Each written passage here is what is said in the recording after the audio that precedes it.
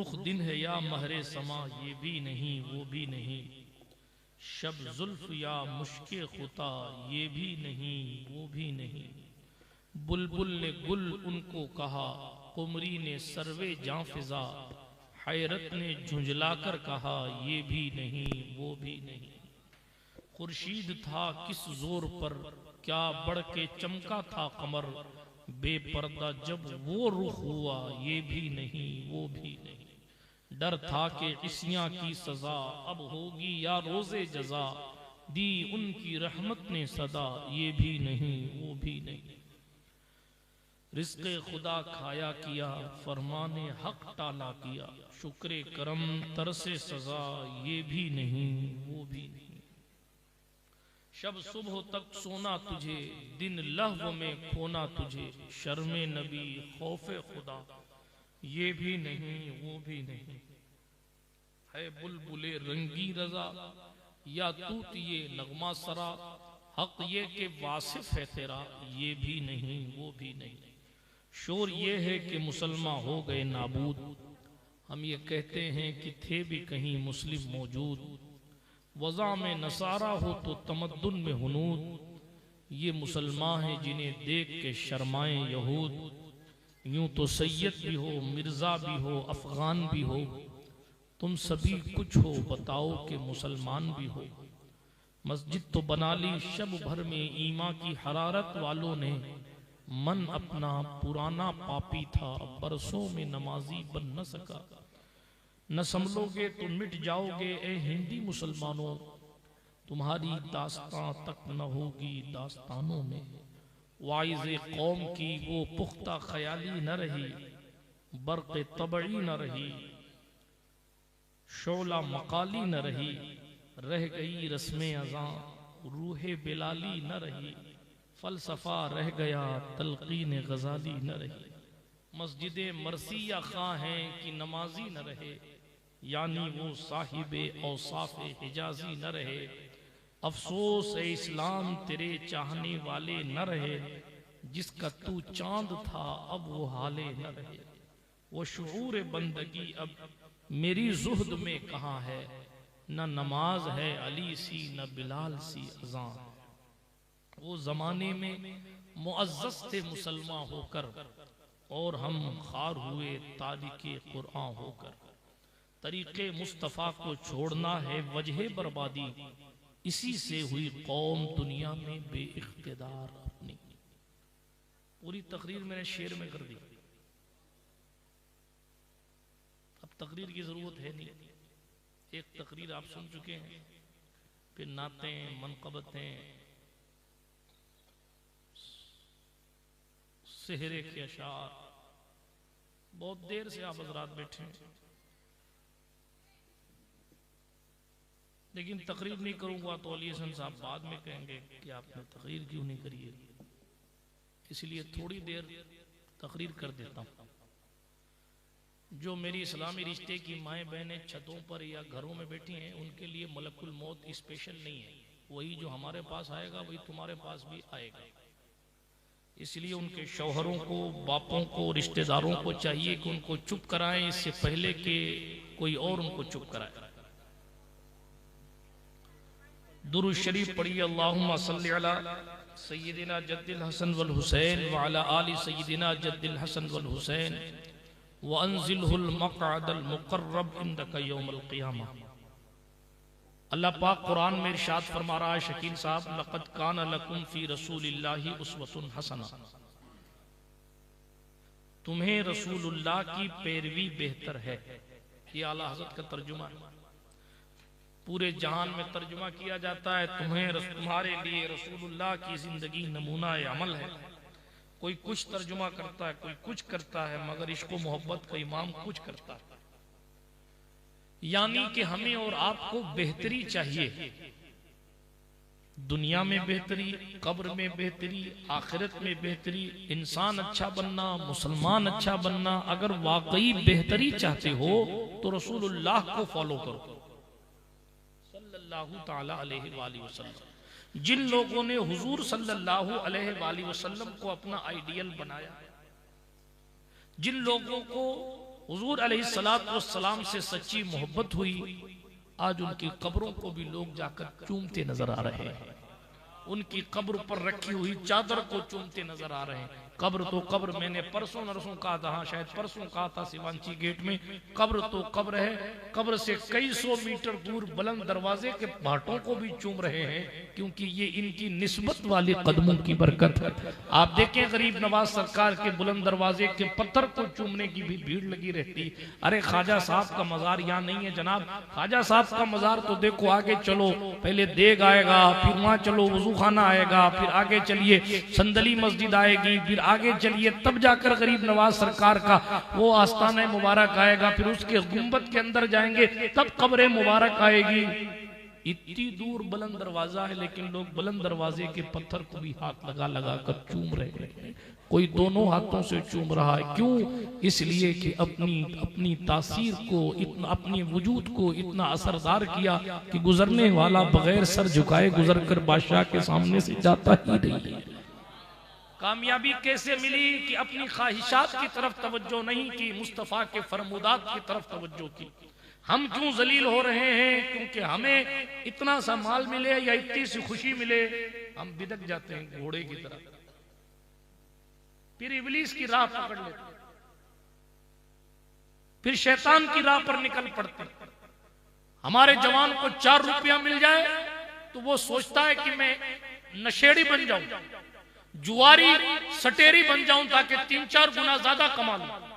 मैं फलाने history sheeter की तरह बन जाऊं, ताकि उसकी तरह काली गोरी सफेद गाड़ियां लेकर घूमता फिरूं। कुरान कहता है अगर बेहतर बनना है तो रसूल की जिंदगी को अपने लिए आइडियल बनाओ। शादी हो, गम हो, खुशी हो, रिश्तेदारों से मिलना हो, माँ बाप की मोहब्बत हो, भाइयों के साथ अखलाक व व्यवहार हो, बीवी के हुकूक हो, रिश्तेदारों के हुकूक हो, ज़कात के मामलात हो, सदकात की बातें हो, नमाज की अदायगी हो, रोजे की अदायगी हो, हज की अदायगी हो, जिंदगी में कुछ भी करो ये ख्याल करो कि रसूलुल्लाह की शरीयत मना तो नहीं करती ये करने। यही कामयाब जिंदगी का सही मानों में वो हिस्सा है जिससे हम और आप वाकई पुरसुकून हो सकते हैं। जिन लोगों ने इस चीज को समझा उन्होंने अपनी जिंदगी की खुशियों को भी कुर्बान कर दिया। हजरत शेख शद्दाद बिन औस अल्लाह के वली हैं, इरशाद फरमाते हैं कि अगर जो लोग इंतकाल कर गए वो अगर कब्र से बाहर निकल कर आए और आपको सिर्फ मौत के वक्त की तकलीफ बताएं तो आप लोग जिंदगी से नफा उठाना छोड़ दोगे और नींद से लज्जत हासिल करना भी छोड़ दोगे। खाली एक आम आदमी बता दे कि मरते वक्त तकलीफ कितनी होती है तो जो चीजें जायज हैं तो वो भी छोड़ दो, नींद नहीं आएगी। अब आप अंदाजा कीजिए कि जब मौत के वक्त की कंडीशन ऐसी है तो फिर कब्र के अंधेरे का मामला कैसा होगा। अल्लाह की पनाह, अल्लाह की पनाह। क्या हमारे घर में जब खुशियां आती हैं तो हम भूल जाते हैं कि आखिर कब्र में जाना है। खुशी मनाने की इजाजत इस्लाम देता है, लेकिन खुशी मनाते मनाते आप बॉलीवुड के नाम पर रसूल की सुन्नत का मजाक तो नहीं उड़ा सकते। खुशी मनाते मनाते आप बेपर्दगी और बेहयाई को आम तो नहीं कर सकते। खुशी मनाने के नाम पर आप किसी के कान में बम तो नहीं फोड़ सकते। खुशी मनाने के नाम पर आप किसी की मोटरसाइकिल पंचर तो नहीं कर सकते। खुशी का मतलब यह थोड़ी है कि उधम करो, खुशी का मतलब यह थोड़ी है कि अराजकता फैलाओ, खुशी का मतलब यह थोड़ी है कि पूरे मोहल्ले में बेसुकूनी पैदा कर दो।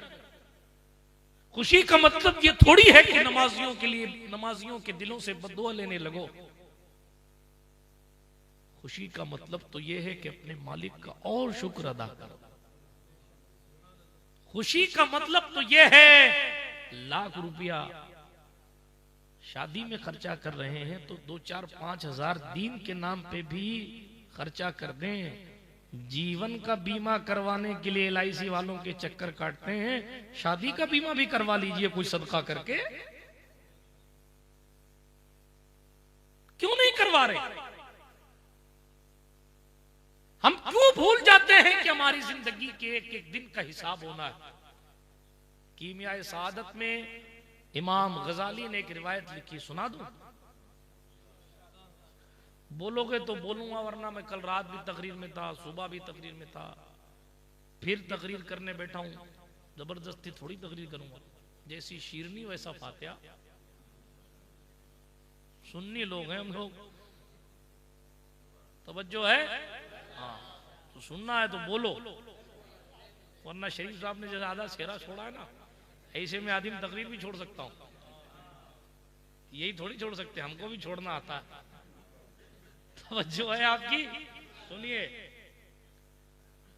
हजरत सैयदुना इब्न सिम्मा नाम के एक बुजुर्ग, कीमिया सआदत गजाली की किताब, जिंदगी बदल देने वाली किताब। इमाम गजाली की 2 किताबें हैं जो बंदा पढ़ के उस पर अमल कर ले तो वली हो जाए। एक इयाउल उलूम है, एक कीमिया सआदत। सूफिया इसका दर्स दिया करते, वली इसका दर्स दिया करते। जाने दो गजाली तो फिर गजाली हैं। वो रिवायत पढ़ देता हूं। इब्न सिम्मा ने अपनी उम्र जोड़ी एक दिन। अपने तो बर्थडे मनाते मनाते भूल जाते हैं, कोई रिसोर्ट बुक कराता है, कोई जनाबे वाला नाचने वाले। हाँ, पिछले दिनों एक कब्रिस्तान में पार्टी रखी गई थी बर्थडे की। जी, मुसलमानों, सुन्नी मुसलमानों ने रखी थी कब्रों के करीब। अब पता नहीं वो कब्रों के ऊपर था हिस्सा या कब्रों के करीब तो था ही। जनाबे वाला वहां लोग शराब पी के और कुछ लोग बगैर शराब के औरतों को नचा रहे थे। मैंने पूछा ये कौन सी बात है, तो कहा फलाने का बर्थडे था इसलिए ये किया गया। ये मुसलमानों का हाल है। फिर कहते हैं कि फलाना ठोक रहा है और फलाना मार रहा है। तू इधर उधर की ना बात कर, ये बता के काफिला क्यों लुटा। मुझे रहजनों की खबर नहीं, मुझे डाकुओं की खबर नहीं, तेरी रहबरी से सवाल है। हज़रत सैयदना इब्न सिम्मा अल्लाह वाले थे। उन्होंने अपनी जिंदगी पर तवज्जो करी तो कहा मैं 60 साल का हो गया हूं। कितने साल? फिर देखिए हिसाब किताब, देखिए हिसाब किताब, कितने 60 साल का हो गया हूं तो एक साल में 12 महीने होते हैं, तो 12 चंग 72 यानी 720 महीने मेरी जिंदगी के हो गए। फिर 720 इंटू 30 जोड़ घटा के नतीजा निकाला, तकरीबन 21,600 दिन मेरी जिंदगी के मैं गुजार चुका हूं। कितने? 21,600 दिन में 60 साल की जिंदगी में 21,600 दिन तकरीबन मैं गुजार चुका हूं। फिर खुद से कहने लगे अगर एक दिन में एक गुनाह भी हो तो 21,600 गुनाह तो ऑलरेडी मेरे नामा अमाल में लिखे हुए। फिर कहने लगे इसमें तो कोई कोई दिन ऐसा भी गया होगा जिसमें 1,000 गुनाह हो गए होंगे। इतना सोचा और चीख मारी, चीख मारी, आसमान तक उनकी आवाज गई और लोगों ने देखा तो वो इंतकाल कर चुके। हम लगाते हैं कभी हिसाब, कभी अफसोस होता है हमको कि पुराने दिनों में गुनाह किया था तो उसके पछतावे के लिए चलो आज तहज्जुद पढ़ लिया जाए। कभी आता है हमारे जहन में यह ख्याल, अपने घर की शादी में तो नहीं नाचे थे, दोस्त के कहने पर फलां जगह नाच लिए थे, तो खुदा के सामने, खुदा पाक के सामने कम से कम शर्मिंदगी का इजहार करे और निगाहें झुकी रहे। मौला तू तो मेरी हालत जानता है, तो मैं बड़ा नेक बना बैठा हूं, लेकिन फलां फलां इलाके और फलां फलां दिन मैंने क्या किया था तू बेहतरीन जानने वाला। लोग तो मुझे नेक जानते मगर तू तो जानता है ना अल्लाह मैं कैसा हूं। कभी रोए अल्लाह के सामने?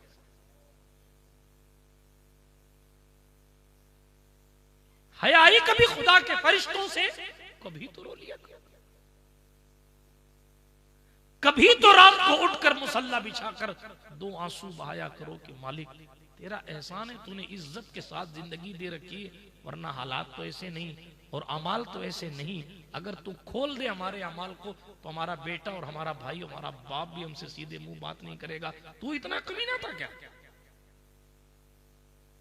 मगर ये तेरी शान सत्तारी है, रहमतुल लिल आलमीन की खैरात है कि तूने हमारे ऐबों को छुपा रखा है। लेकिन कभी तो उसको मनाने के लिए मुसल्ले बिछने चाहिए, बजाय तौबा करने और मुसल्ला बिछाने के फिर किसी और के यहाँ शादी आ जाती है। तो शादी का मौका हो तो दोस्त के दोस्त की शादी में भी हजरत ब्लेजर पहन के तैयार हो जाते हैं। क्यों?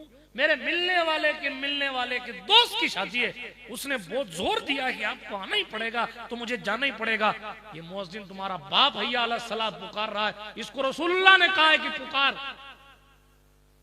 और ये पुकार के बुला रहा है, तुझे रसूल की तरफ से दावत दे रहा हूं, आ नमाज पढ़ने के लिए। रसूल की दावत को ठुकरा कर रामलाल, श्यामलाल और नवजोत सिंह सिद्धू और जनाबे वाला इनकी उनकी बातें करने वाले, पार्टी बंदी की बात करने और सियासत की बात करने वाले लोग खुदावंदे करीम के नाम की इबादत छोड़कर जनाबे वाला क्रिकेट में और जनाब कहां अपने टाइम को वेस्ट कर रहे हैं, नाचने में, कूदने में, नशे में, नऊजुबिल्लाह पता नहीं कहां का अपना वक्त सर्फ कर रहे हैं।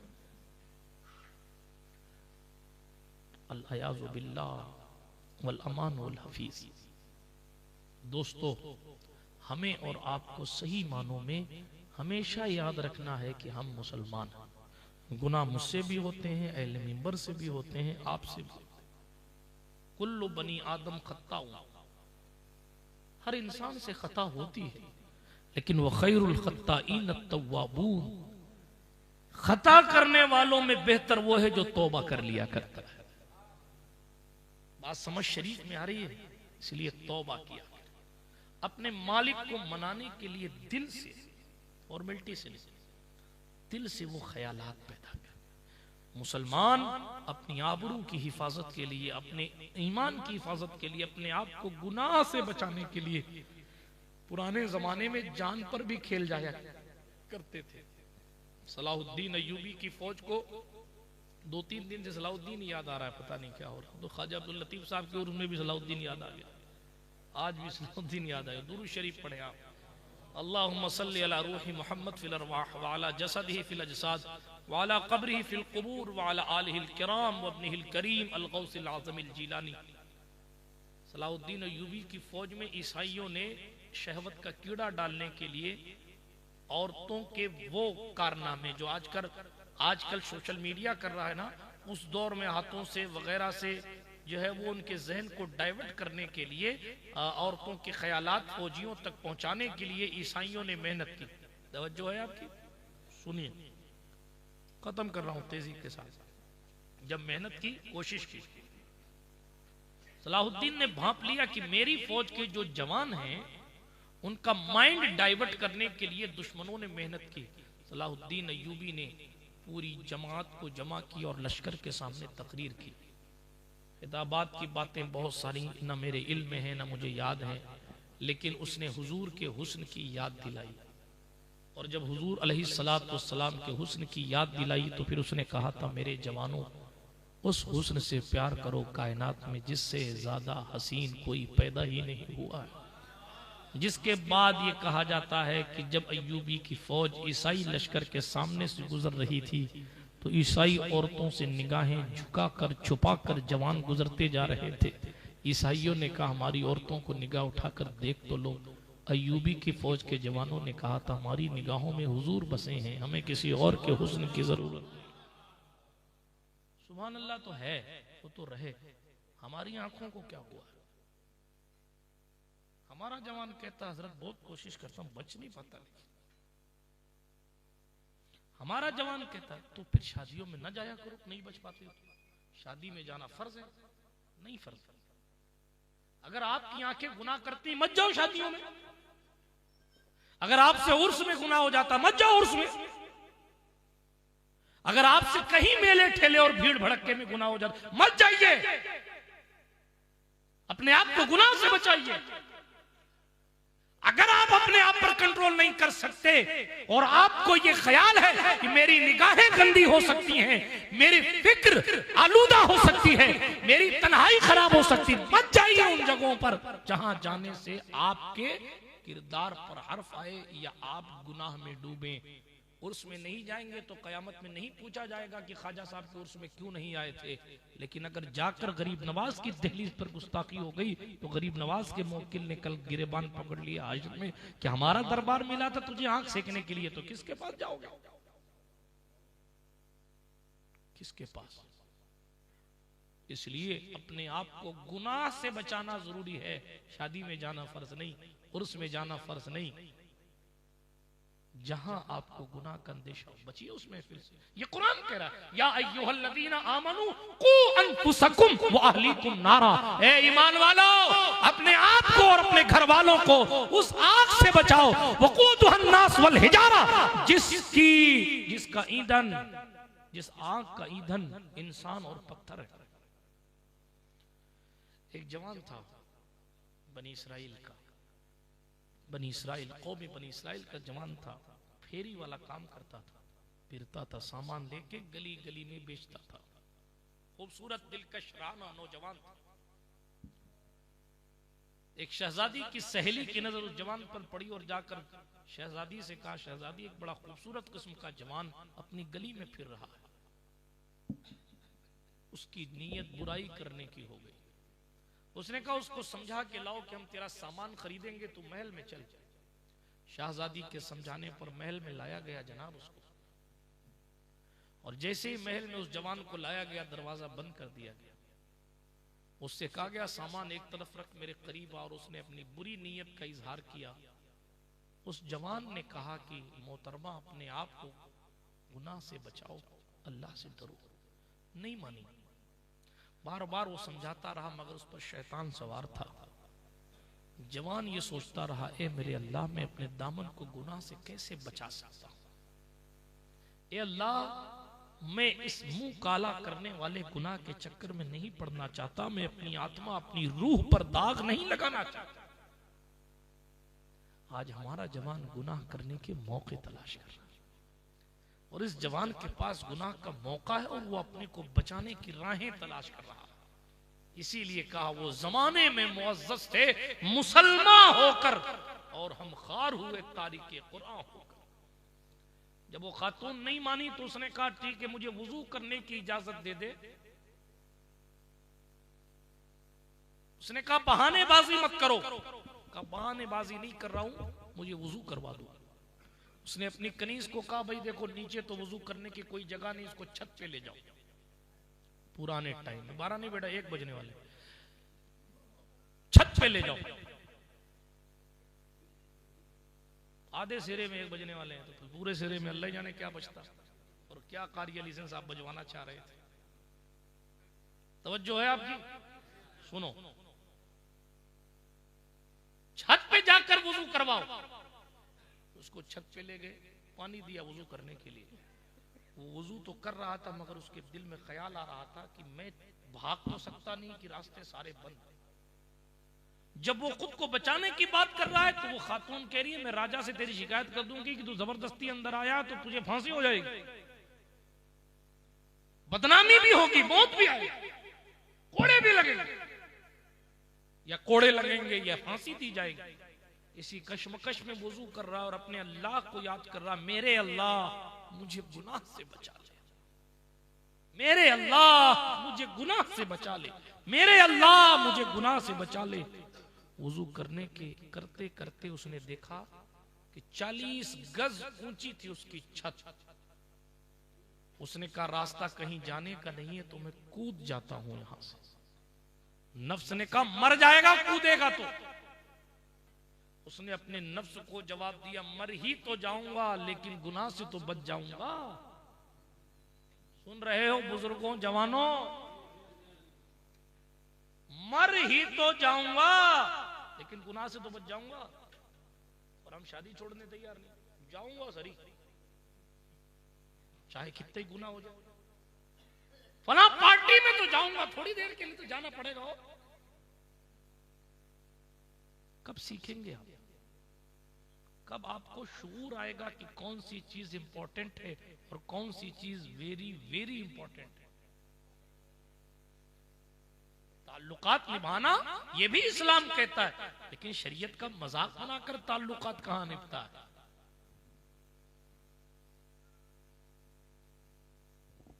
उस जवान ने छत को नीचे से देखा ना, छत के नीचे जमीन तो बहुत ऊंची थी, 40 गज थी, गिरेगा तो टूट फूट जाएगा या इंतकाल ही कर जाएगा। लेकिन उसने कहा मेरे अल्लाह मैं खुदकुशी नहीं कर रहा हूं, मुझे खुदकुशी का अजाब मत देना, तू मेरे दिल के हाल को जानता है, मैं सिर्फ अपने आप को गुनाह से बचाना चाहता हूं। बिस्मिल्लाह शरीफ पढ़ के कूद गया। लोग चीखते रहे क्या कर रहा है, क्या कर रहा है, क्या कर रहा है। जमीन महल वाले सोचे मर गया, मगर बुजुर्गों ने लिखा कि जनाब जब वो जमीन पर गिर रहा था तो इससे पहले कि जमीन में आए उसको फरिश्ते ने आके पकड़ लिया। फरिश्ते ने पकड़ लिया कि जो अल्लाह के लिए इतने बड़े फैसले लेता है, कुदरत के फरिश्ते खुद उसकी मदद करने के लिए आसमानों से उतर के जमीन पे आ जाएगा। इसीलिए न टूटा न फूटा न मरा, ठीक खड़ा हो गया। अब जब खड़ा हो गया फिर उसने कहा ए अल्लाह, तवज्जो है आपकी, उसने कहा ए अल्लाह मैं फिर फिर के पैसे कमाता हूं, तू चाहे तो मुझे एक जगह अता फरमा सकता है। इतना कहना था शरीफ साहब, देखो फिरने ही नहीं पड़ा उसको। हम आप भी फिरते फिरते, तवज्जो है, सुनिए। उसने कहा अल्लाह अगर तू चाहे तो फिरने की जरूरत ना। अल्लाह अकबर, अल्लाह अकबर, सुभान अल्लाह, सुभान अल्लाह। अचानक उसने देखा कि थोड़ी दूरी पर एक सोने की थैली पड़ी हुई, एक साथ ही। उसने सोना तो उठाया, लेकिन आखिरत देखें उसके दिल की दुनिया में जो आखिरत बसी थी। उसने कहा हे अल्लाह, अगर ये सोना जो मुझे मिला है ये मेरी आखिरत में जो मुझे सवाब मिलेगा, अगर उसके बदले सोना है। सुनो अली हसन साहब, तकरीर सुनो, सुनो, मुझे मालूम है आप पढ़े लिखे हो, लेकिन सुनो, तवज्जो। ए अल्लाह, अगर ये सोना मुझे आखिरत की नेकी के बदले मिला है तो मैं सोना यही रखता हूं, मैं फिर फिर के कमा लूंगा, आखिरत की नेकी नहीं जाने दूंगा। मैं भूखा रह लूंगा मगर आखिरत का सवाब नहीं छोड़ूंगा। आवाज आई, ये जो तूने गिरते वक्त सब्र किया था ना, गिरते वक्त जो सब्र किया था उसका 25वां हिस्सा है, उसका 25वां हिस्सा है। कल हमारे जवान ऐसे थे तो कुदरत माला माल भी कर देती थी, और उस बंदे को अपनी नीयत की वजह से अल्लाह पाक अपनी अमान देकर उनकी हिफाजत भी कर देता। आज भी जरूरत इस अमर की है, मौका कैसा भी हो खुदा को मनाने की कोशिश करें। अल्लाह पाक कहने सुनने से ज्यादा अमल की तौफीक अता फरमाए। सलाम पढ़ के जाओ। वाखिरु दावाना अनिल हम्दुलिल्लाहि रब्बिल आलमीन। अस्सलामु अलैकुम व रहमतुल्लाहि।